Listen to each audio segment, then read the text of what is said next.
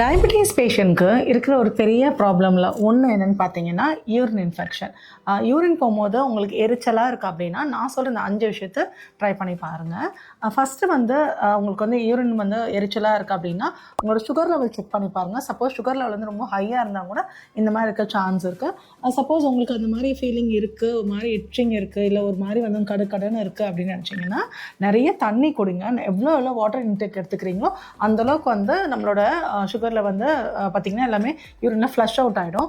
Third பார்த்தீங்கன்னா மோர் எடுத்துக்கோங்களேன். ஒரு பெஸ்ட்டு ப்ரோபயோட்டிக் ட்ரிங்க்னு சொல்லுவேன். உங்கள் பாடி சூடும் தணிஞ்ச மாதிரி இருக்கும்.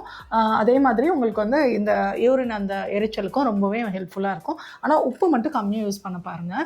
நான் ஏற்கனவே இளநீ பற்றி ஒரு வீடியோ பண்ணியிருக்கேன். அதில் சொல்லியிருந்த மாதிரி உங்களுக்கு சப்போஸ் இந்த மாதிரி ஏதாவது இன்ஃபெக்ஷன் இருக்கிற டைமில் இளநீ எடுத்துக்காதீங்க. வெறும் வயிற்றில் இளநீ எடுத்துக்காதீங்க. ஃபிஃப்த்து பார்த்தீங்கன்னா உங்களுக்கு ஃபீவரோ இல்லை வாமிட்டிங்கோ அந்த மாதிரி இருக்கும் போது கூட உங்களுக்கு இந்த மாதிரி வரதுக்கு சான்சஸ் இருக்குது. அப்போது நிறைய தண்ணி எடுத்துக்கோங்க. உங்களுக்கு நல்லாவே ஹெல்ப்ஃபுல்லாக இருக்கும். இந்த மாதிரி டயபெட்டிஸ் பற்றின இன்ஃபர்மேஷனுக்கு நம்மளோட சேனலை ஃபாலோ பண்ணிக்கோங்க. தேங்க்யூ.